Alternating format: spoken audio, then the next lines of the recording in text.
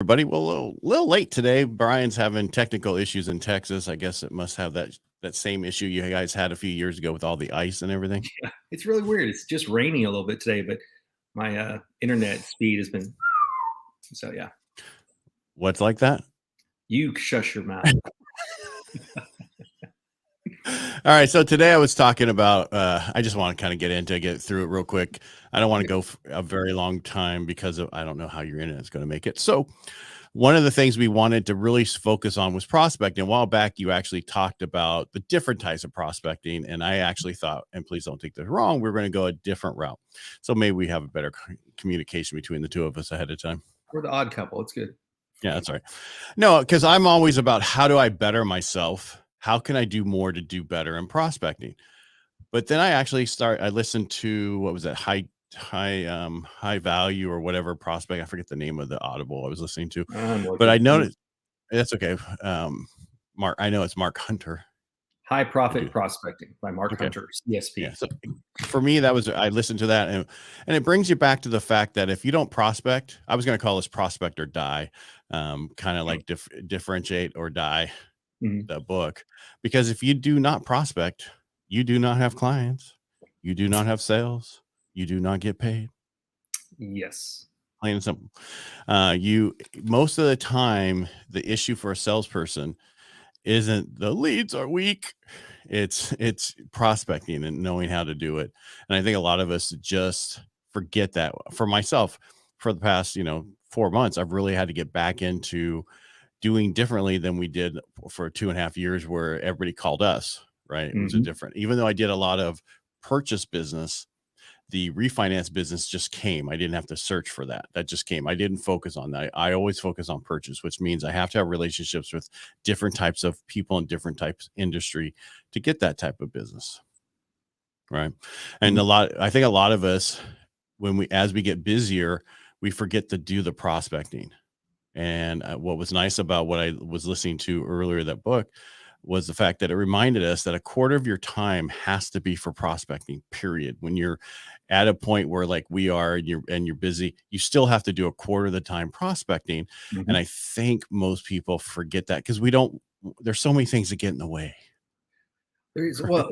Right. From an account manager background, even we got lazy. We've got our contacts. And if we didn't go in, and prospecting can be with an existing client too, right? Like getting in and getting to know the other potential players.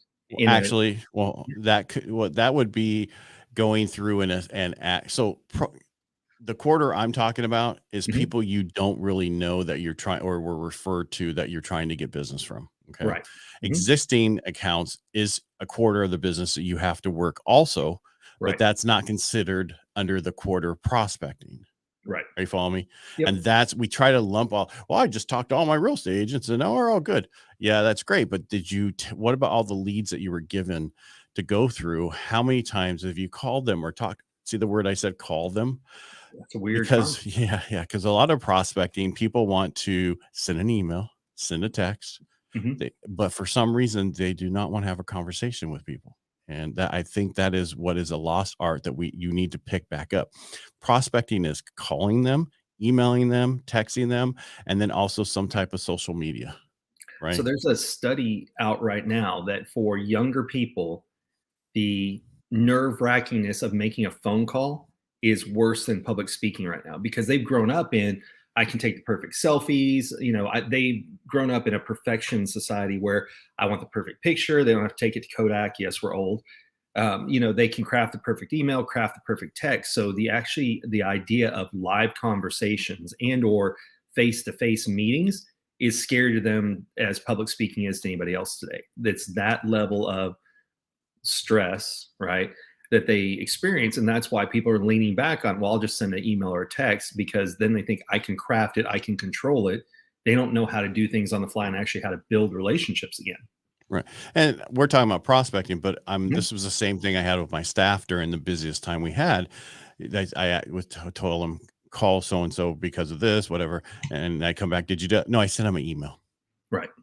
I get 600 emails a day and I don't even look at them. I wait for my staff to tell me, did you see this? And then I know it's important. That's where I am with emails, except for my other one, which Mhm. I'm not giving out here, that people have that's more personal. That, and I'm not talking my personal email because I don't even look at that. Also, I just the other day, the pool company, we're canceling your pool service because you didn't pay last month. I thought we were on auto. No, we don't Yeah. do that. We sent you an email, ma'am. I don't look at that account except once every couple months. Yeah. I mean, That's anyway, my Hotmail. My Hotmail is my junk account. right, but it's like, okay, and so I said the only reason I saw this is because was in spam. Occasionally when I have nothing to do, I'll just go to spam to see what's there, Right. and it was there. And so that's the whole thing about email. People don't really look at it, but some people do, and that's why you have to use multiple forms of communication with people while you're prospecting. It can't just be one way. And a Yeah. lot of times people go, I'm going to do TikTok, LinkedIn, Instagram, all that kind of social media, and that is my prospecting. No, it's not. It's only part of it. The organic method that's out there right now. No, Yes. it works, but it's part of, all right. So of the prospecting gamma, you need to, every way you can prospect to somebody and be in front of somebody is what you need to do. Social media is huge. So is emailing. So is texting. So is calling. Showing up to different organizations to talk to people. Whatever works. But for me, it's just the phone call. I can talk because in 2 seconds I can find out if they don't want to ever talk to me again. Right. And they actually say when you talk to somebody, don't ask them if this is a good time. Do you think Because people it's are hesitant never. to call because of that no call list and worried I know there was a few years ago, people were worried about fines of if you called someone that you weren't supposed to call. So I know people had to go back and look at how do I get permission to call people? I don't do a list. Yeah. They have actually somewhat inquired or was given as a referral. I'm not calling I'm not calling a rotor list of people to Right. find out if they want to. Now, I mean, with all this AI, I was like, I hate to say this, but if we could get a perfect sales AI to do this type of calling, who will mimic the person's accent, the voice, opposite gender, opposites, everything, and then it would be worth a lot of money, and that's where it should go. Well, I sent you something yesterday where somebody did an ad and it was done through AI and his voice. Right, I understand that, but Yeah. I'm talking about talking on a telephone to Right. somebody, that's being able to quickly change to that tones, inflection, everything that we learn from talking to people on the phone Mhm. that other people never learned. But you're right, most people hate talking to people.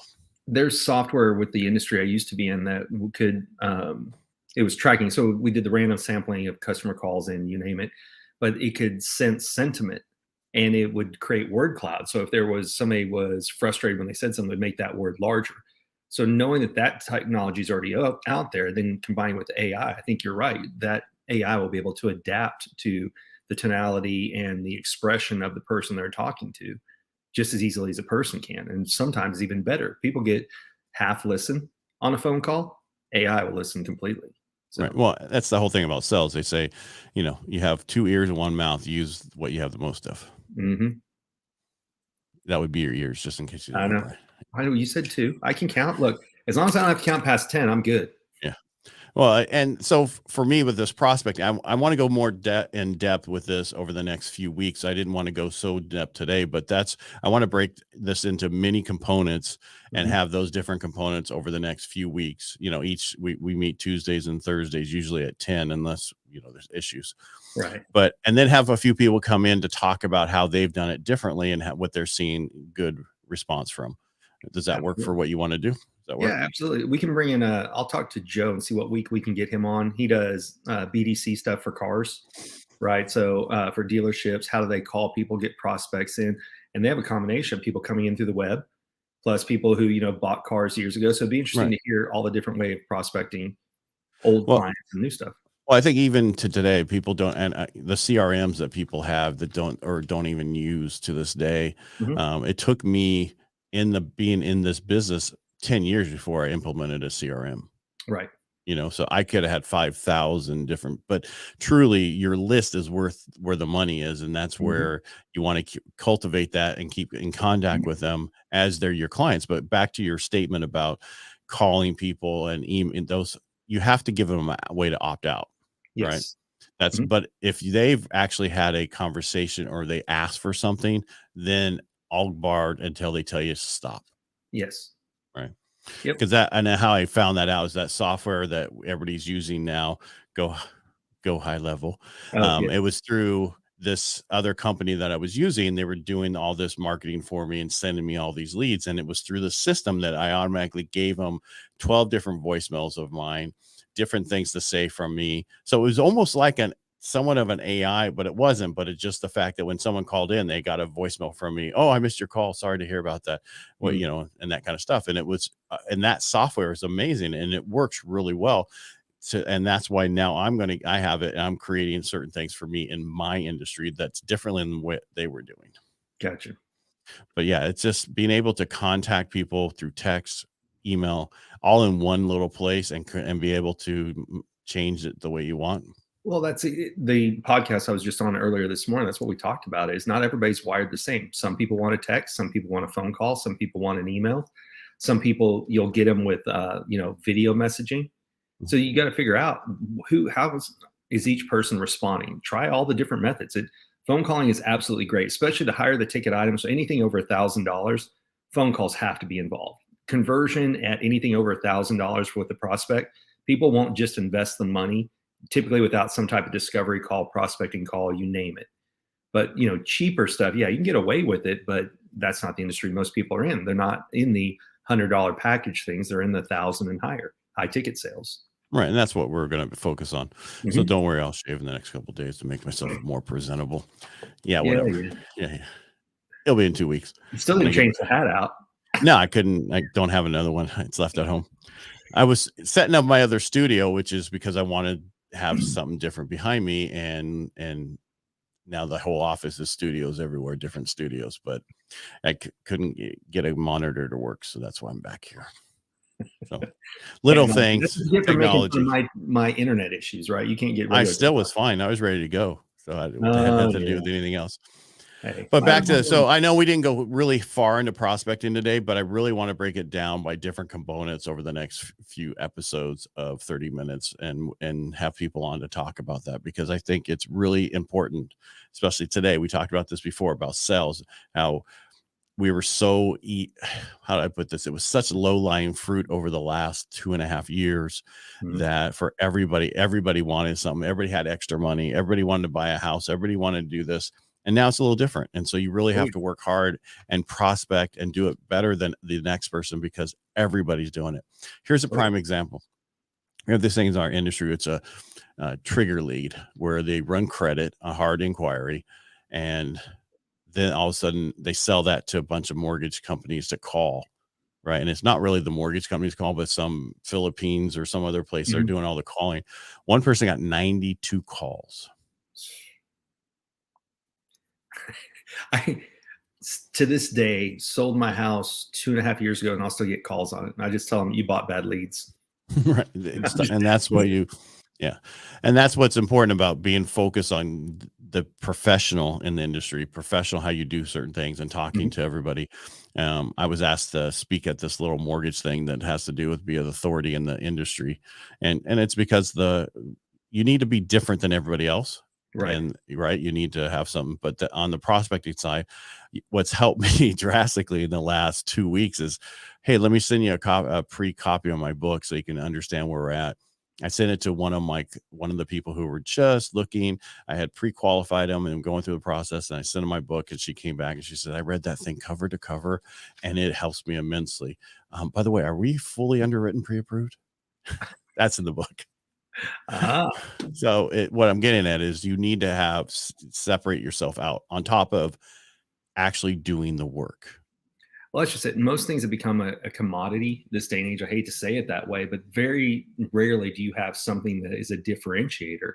So you have to be that, right? I mean, almost everything else, once you even come up with something, your competition's on your heels within 3 to 6 months of mimicking what you have.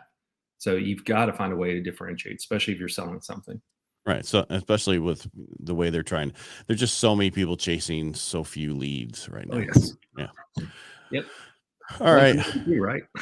Yeah. So Thursday we'll break down different techniques and different things, and we'll go through those, and then we'll figure out next Tuesday what we'll do. In the following week, we'll have somebody in to talk about how they're doing it differently. Yeah. What was the week we were going to take off? Is that you're still going We to are? do next week?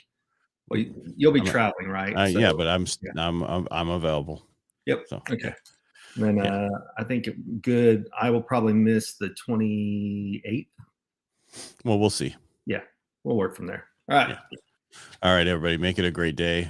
Sorry we were late today. Sorry we didn't have a ton of information today, but we did want to just kind of give a little bit about what we plan on doing over the next few weeks. All right. Thank you. Thanks. Bye, y'all. Bye. Sorry.